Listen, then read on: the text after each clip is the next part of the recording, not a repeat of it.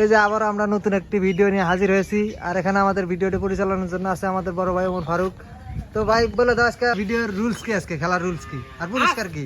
আজকের খেলার রুলস হলো এখান থেকে যে শট দিয়ে গোল দিতে পারবে তার জন্য এক বস্তা চিপস আছে, আর যারা না দিতে পারবে তাদের জন্য সান্ত্বনামূলক পুরস্কার আছে। আমরা দেরি না করে আমরা খেলাটা শুরু করি। তোমরা কি খেলাটা বুঝছো? প্রস্তুত তো?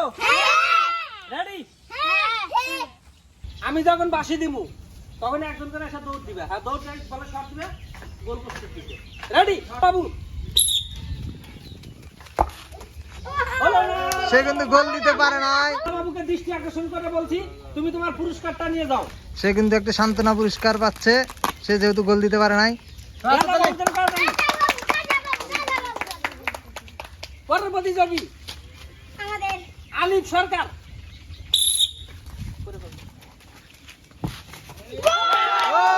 সে কিন্তু গোল দিতে পারছে।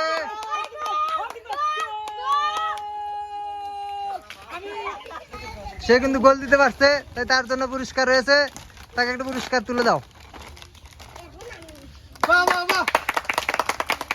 যাও, তুমি চলে যাও। এবার তৃতীয় প্রতিযোগী বোরহান, সেই কুখ্যাত শুটার বোরহান। সে কিন্তু মেসি, দেখতে পাচ্ছি, দেখি কি করে। ও সে কিন্তু গোল দিতে পারে নাই। তারপরে বোরহানকে দৃষ্টি আকর্ষণ করে বলছি, তুমি তোমার সান্ত্বনামূলক পুরস্কারটা নিয়ে দাও। বোরহানকে পুরস্কার দেওয়া হোক। মেসি কিন্তু প্লান্টি মিস করে ফেললো। মেসি কিন্তু এবারে বিশ্বকাপে দেখতে পাচ্ছি সে অনেকবার প্লান্টি মিস করছে, আমাদের এই দেশীয় প্লান্টি মিস।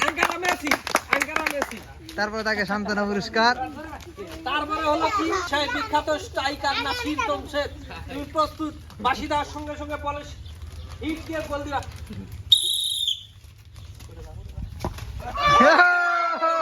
সেও কিন্তু গোল করতে পারে নাই, তার জন্য দৃষ্টি আকর্ষণ করে বলছি, আপনি কমিটি বক্স থেকে পুরস্কার নিয়ে যান।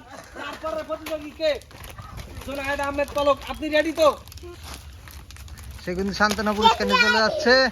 এবার লাস্ট প্রতিযোগী, দেখা যাক সে কি করে।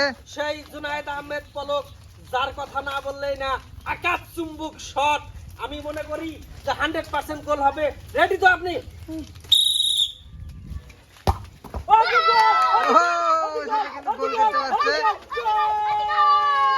তোমার পুরস্কার পুরস্কার আমি জুনায়েদ আহমেদকে দৃষ্টি আকর্ষণ করে বলছি, আপনি আপনার সান্ত্বনা পুরস্কার নিয়ে যান।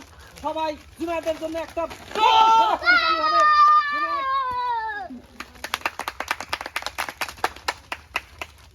সুপ্রিয় দর্শক বন্ধু, এরকম নতুন